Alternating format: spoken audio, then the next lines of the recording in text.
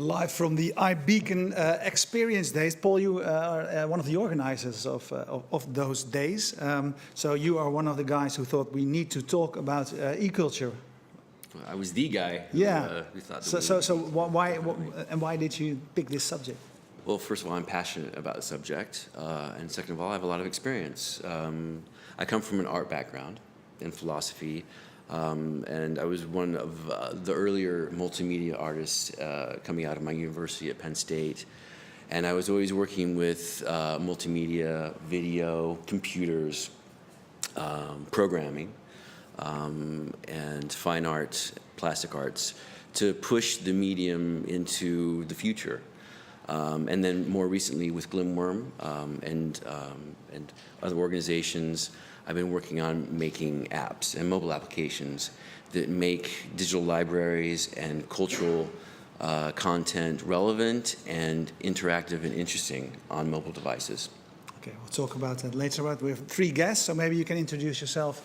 Who are you and what are you doing? Yeah, my name is Nikki Timmermans. I work for the Amsterdam-based think tank Kennisland.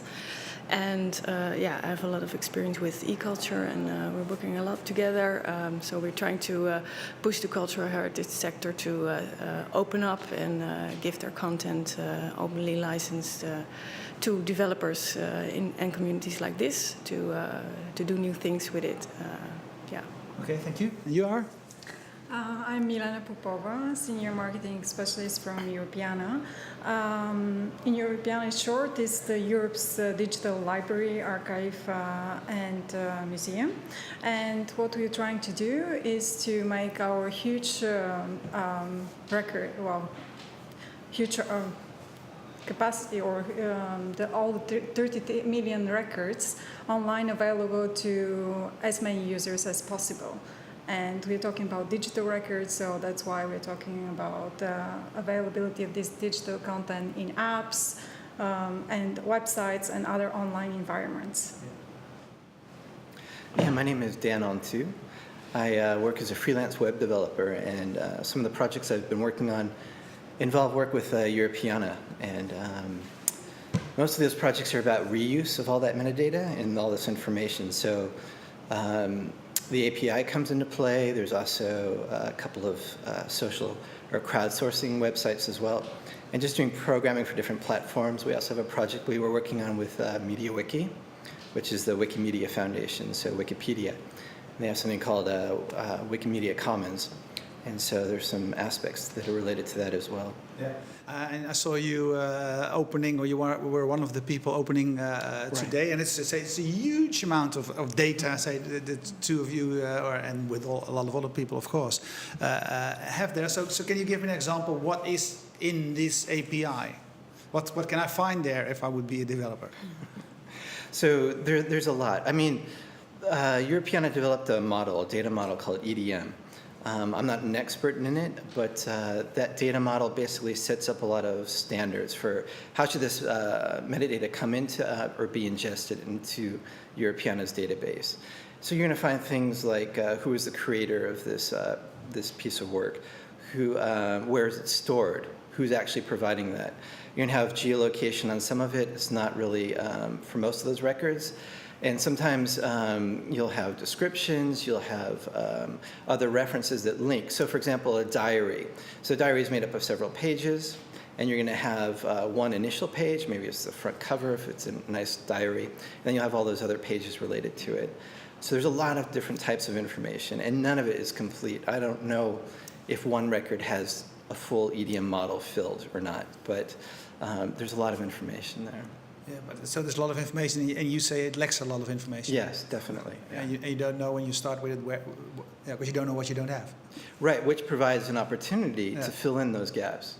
It lets, today we talk about social networking and crowdsourcing, so it provides that opportunity. Somebody who's a researcher or interested in a topic has that opportunity to actually go, look, there's some missing gaps here. I know what they are. Let's couple them together and fill them, So that's an opportunity for app development, for example. Yeah. Hey, today, of course, is about the beacons and what you can do on locations and etc. Let me start with you. So what sort of possibilities do you see for this technology? Yeah, I think a lot, and there's still a lot to be discovered. When you think of a museum experience, I think there's, you can work with the iBeacon to kind of on the spot, know where you are and access the content in different ways. So there's a lot of opportunities. Also limitations, I think, because one of the things is that the iBeacon is like closed-sourced software, I guess. I've seen it kind of.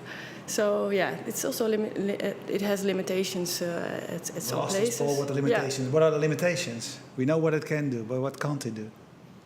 Okay. Can you be more specific about the limitations? No, I ask you. I don't know. Yeah. No, the closed source is not. I saw your wenkbrauw. It's not open source. It's proprietary, but it is open. I mean, I don't have to pay a licensing fee in order to use the iOS or the iBeacon. Let's see. I do have to pay a licensing fee to publish iOS apps. It's 100 euros a year. It's not very much. So it's fairly democratized. Yeah.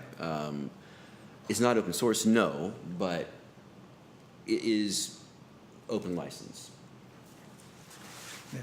Hey, and you say I come from a cultural background, and I always like to see what are the possibilities and which boundaries can we move.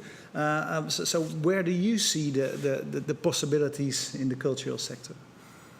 I see all sorts of possibilities, especially when you're looking at huge data sets that lose their meaning in volume. Because of search, traditional search, it becomes very difficult and slow and tedious. You can take a beacon and you can put it into the entrance of a museum, for instance, and as soon as you walk into the museum, if the iBeacon is recognized by the app, it can instantly filter the information based on that location. Then you start with a pre-filtered experience, something that's much more easy to search and find meaningful information based on where you are. Mm-hmm. There's a lot of other applications as well. Yeah.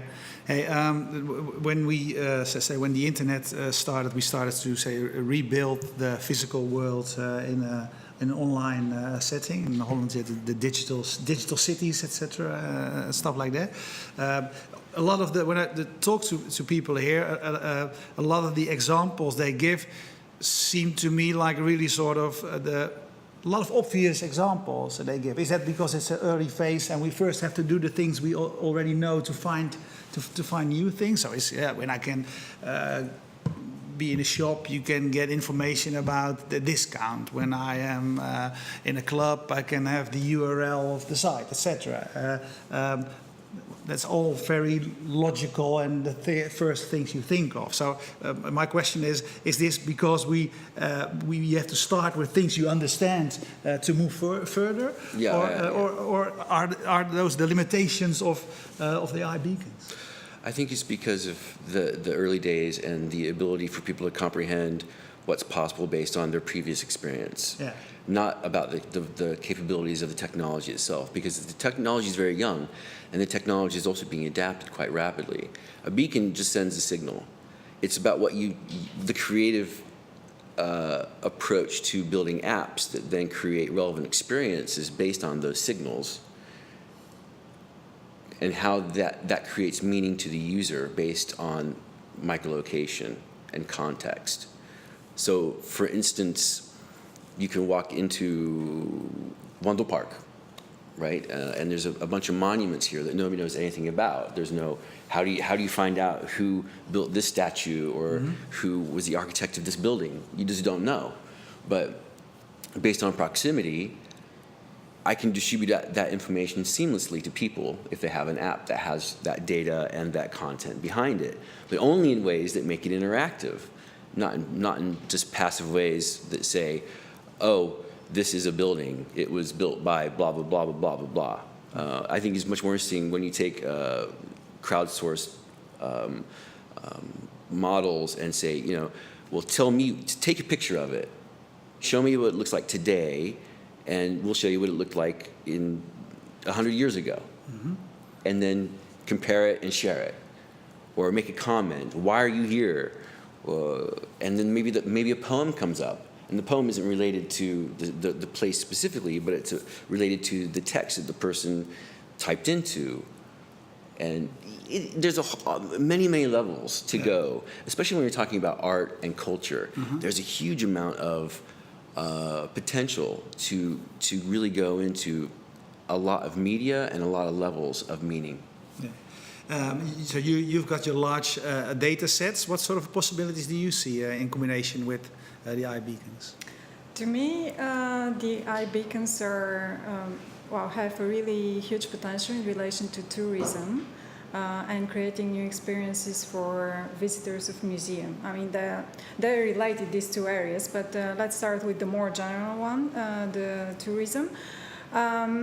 We at Europeana have identified tourism as one of the main markets, so to say, where we want to make cultural contents available and reused.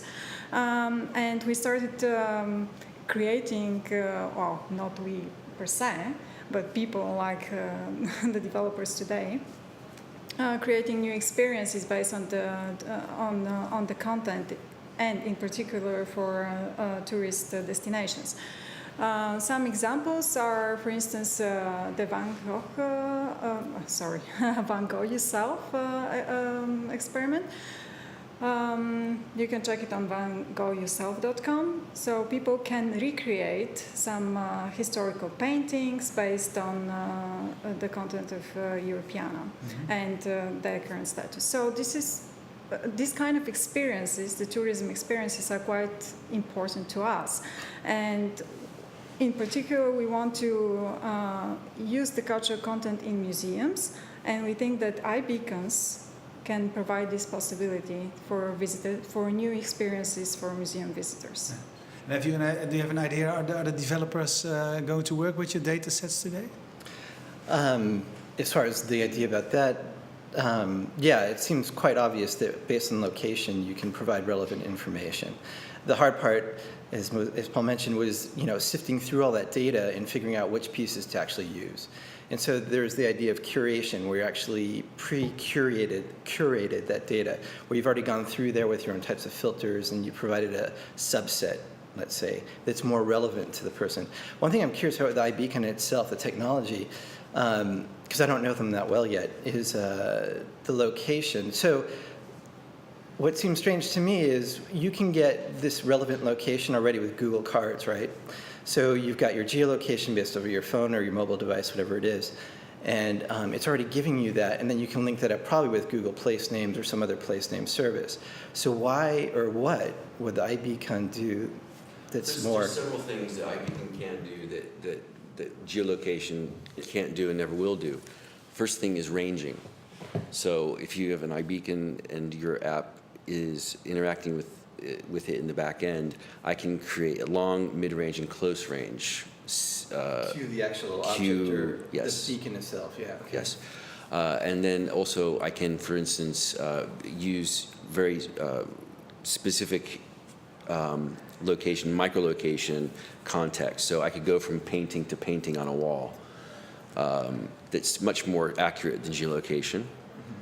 As well as sensors. So, for instance, maybe I have a beacon that has a humidity sensor on it, and that's in a museum, and if the humidity goes up to a certain point, then I know that I have to adjust the temperature or adjust the humidity. So there's a lot of things, movement, sound.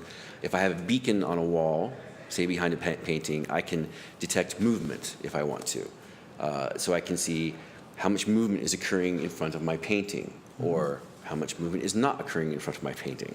So there's a much, because a beacon interacts with apps in ways that it can generate data. but geolocation can never generate data. Yeah, so geolocation is only one piece of the puzzle. That's what I was really curious about. Also, you mentioned that it may have humidifier or a humidity detector. Does that mean that all iBeacons are not the same? No, all iBeacons are Bluetooth low energy enabled signals, but the other hardware aspects of beacons can integrate sensor data. So I can attach sensors to a beacon, and then that can be part of the data that it sends to the cloud via an app. Right, so it's additional hardware that you would attach to the beacon somehow? Yes. Through Bluetooth or physically possibly or something else? That information is then transmitted through Bluetooth to an iPhone or an app, and then it's sent up to the cloud. Okay, so there's an interaction between all these hardware pieces. Yes, Yeah. and our philosophy is to approach the future as far as like sensor-based beacons go, to enable sensor-based data.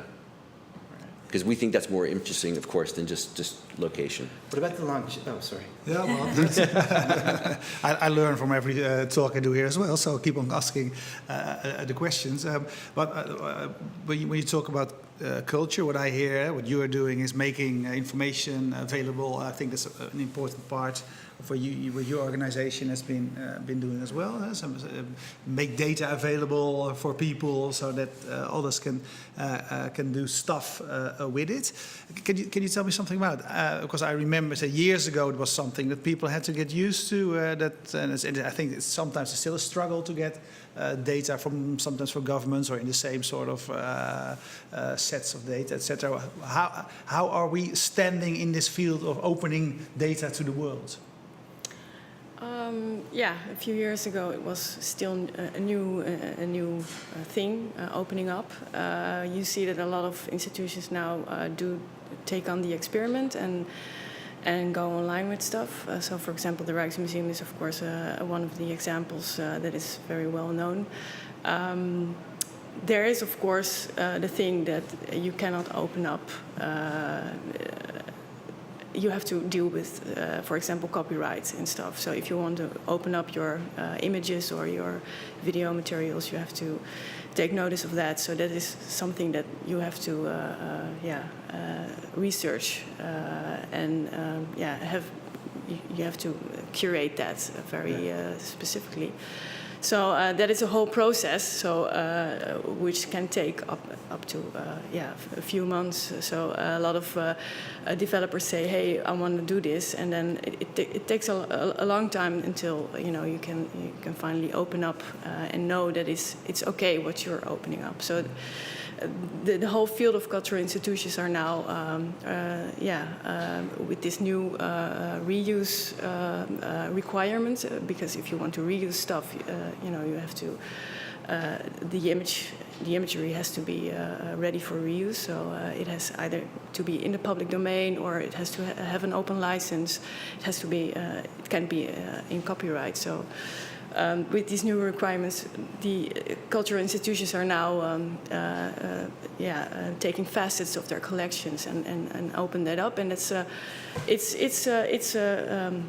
movement now. I think a lot of institutions are investing time in researching this, and it's coming to I think the amount of content that is opening up it's moving fast, and I think you can, from a European perspective, also say that. The interesting part is I think that also stuff from things that are in copyright now it's one of the challenges. Maybe current artists also want to join this movement and open up their new stuff. That is something interesting. And the other thing is the quality of the content, because a lot of institutions used to open up their stuff, but it's really small resolution. And of course, if you want to develop something for an iPad or anything, you need bigger resolution. Mm-hmm. And there's a big discussion going on what is the resolution that you can provide. Well, I was this morning when I saw your figures, I was thinking first we asked all people make available your data, and I was thinking, aren't we now entering a phase where there's so much data available that becomes the problem? Well, yeah, it does become a problem, and I think this is one of the roles that iBeacons can take. As data grows, and as we know, like, big data is becoming a trend, and as especially now IoT and sensor data and cloud data become part of the data ecosystem, it's going to become more and more important to use filtering mechanisms and semantic mechanisms in order to create meaningful search, or to enable search to the point where you can find what you want, when you want, where you want. Yeah. Hey, another, when you talk about culture, one thing is making stuff available so that people can use it and enjoy it, etc. The other one is making stuff with it. Artists, what sort of possibilities do you see over there? But it's all very functional. Well, yeah. I want to see weird stuff as well. Yeah, one of the crazy ideas that I had. Well, one of the things I had the talking art. So because I'm an artist as well, right? So I have I integrate drawing and photography in such a way that it breaks the original frame, and it creates a sort of like a third person behind me, looking at the painting, looking at the photograph, so in layers. And I thought it would be great if you could have a sort of arranging mechanism so that you could then separate the layers, and as you approach the painting, the artist, me, or any other artist, could then start a dialogue with the audience and say, yeah, when I stand far away from this, I was thinking that, you know, my body is in there, and please walk forward, and as you walk forward, can you then read, there's a message there, and can you read that message? And then as they start approaching that, then they can start reading the message, but then it's actually my voice reading the message or a poem. Mm-hmm. And then as they get closer, because the photographs themselves are very, very small, so you have to get really close to the piece itself to actually look at what the photograph is. Then when you get very close to it, then an audio message can come up saying, you know, what you're looking at me looking out the window in my apartment in 1984 or 85, and you know what I mean, to sort of give again additional layers to an otherwise less dynamic work of art. I can imagine that the games. I would expect games as well to start working with stuff like this. Well, definitely gaming. Yeah, taking the virtual again and giving it a physical context in gaming terms, and serious gaming, cultural gaming is a big trend, and in education as well. There's a lot of possibilities there. So when you talk about your collection, and or it's not your collection, but of course it's the collections you help making available, I would say, to people. So how much of it does have, say, licenses for people, say Creative Commons licenses to reuse it? When we talk about creativity and people making stuff, have you an idea about that? Yeah, quite a big number of records. We're talking about millions. Not all 30 millions, of course, but I would say quite enough to start experimenting with various ways of reuse. I mean, being in apps, we have already created together with Glimworm our first app, European Open Culture, where all the content is available for reuse. I mean, you can not only browse and see this content and enjoy it because it's quite beautiful, but also share, comment, download, and use it for your own projects. Mm-hmm. And this is just the start. Okay, this is this app, but the content we have can be reused in other apps or in games. We are looking more and more in this direction, and in particular educational games. Yeah. And shouldn't the whole API thing go one step further as well? Maybe I'm talking about myself, that I want it. I don't want to need a developer. As a non-developer, I want to be able to use that stuff easily and reuse it as well. Yeah, you as a person. I mean, even for literally. Most of the time, when I say API, I get scared. I mean. Yeah, this is quite a technical term. I'm not a technical person myself either. So for me to be interested, okay, can I do a poster with it, or can I do some other stuff? I mean, without any technical skills, and that's our goal. Yes, it's there, go to our portal or go to our app or to other environments, try and use it with whatever technology you feel comfortable with. Yeah. I mean, one example is there's a search widget, for example. So let's say you have your own blog, you want to insert a search widget that searches based off of the data set. You as a user can go to Europeana portal and go ahead and create one of these search widgets and insert it in your blog. That's just one idea. As far as the reuse and the licensing, if you're searching for an item on Europeana, you'll see right away the license that's been applied. One thing that's interesting is that all of the metadata is CC0, which means it's open and free, all of it, right? So all 32 million plus objects, you can get the metadata. So you're talking about two things you're being offered, the media files, which whatever they are, whether they're images, photos, sounds, whatever, plus the metadata. So maybe you just want to list the metadata. You come to the Louvre, the Rijksmuseum here, and you just get a list of items that are there, or that you want to search and just, you can search just on that. So your app can get access to the metadata. It doesn't have to show the media file. You know, that's one of the natural things in all of these new apps is let's see a picture, let's see something flashy, a little bit nice, but you can also get textual information for free, and that's all free. So. How many people are using your, say, API or stuff? How many developers? Or do you need to be? Do you need to register to start using it, or do you know how? Yes, many you need to register, but it's free, and you can get an API key immediately. I mean, it's just putting your email address in a field, and then you can get it and start experimenting. How many people are doing that or have done that? We have currently more than 1,500 calls. Well, users, and the number keeps growing. Yeah. What's your goal? As many as possible, really. Are you done Ambitious. in your long-term plan? I don't want to limit. Okay. Well, thank you very much, and let's see what the developers come up with in those 2 days. Thanks a lot. Thank you. Thank you.